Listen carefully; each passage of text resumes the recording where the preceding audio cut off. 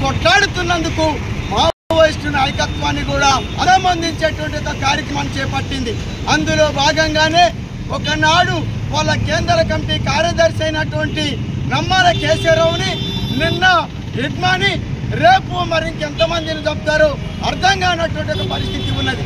ఈ హత్యలన్నీ ఎవరి కోసం జరుగుతున్నాయి, ఎందుకోసం మొట్టమొదట బీజేపీ ప్రభుత్వం ఈ చర్యలకు పూనుకున్నది అనేటువంటి విషయాలకు వెళ్ళినప్పుడు ఆ సంపదనంతా కార్పొరేట్ పెట్టుబడిదారులకి దారాదత్తం చేయడానికి పూనుకున్నది.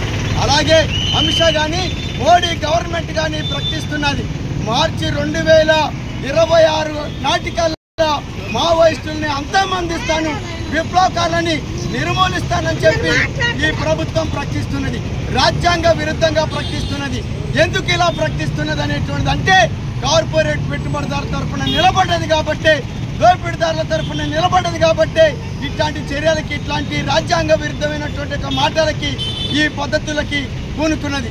ఈ ప్రభుత్వాన్ని మేము ఒకటే అడుగుతున్నాం, ఏమిటంటే నీకు చేతనైతే నీ ప్రభుత్వానికి అమిత్ షా, మోడీ నువ్వు ఇక్కడ ఉండేటువంటి పేదరికాన్ని నిర్మూలించు, లేదా నిరుద్యోగ సమస్యని నిర్మూలించు, లేదా అక్కడ ఉండేటువంటి ఆదివాసులకి కావాల్సినటువంటి సౌకర్యాలను కల్పించు. అవన్నీ చేయటం చేతగాక నక్సలిజాన్ని నిర్మూలిస్తానని చెప్పి పగల్బలాలు పడుతున్నావు.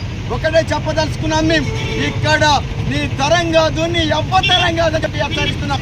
ఎందుకంటే దోపిడీ ఉన్నంత కాలం, శ్రమ దోపిడీ జరిగినంత కాలం, నిరుద్యోగ సమస్య ఉన్నంత కాలం, పేదరికం ఉన్నంత కాలం ఖచ్చితంగా విప్లవకారులు ఉంటారు.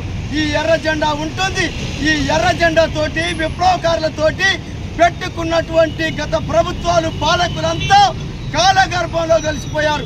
నీకు కూడా అదే గతి పడుతుందని చెప్పి హెచ్చరిస్తూ ఇట్మాకి మరి అతనితో పాటు చనిపోయినటువంటి వాళ్ళందరికీ విప్లవ జోహర్లు అర్పిస్తూ నేను ముగిస్తున్నాను.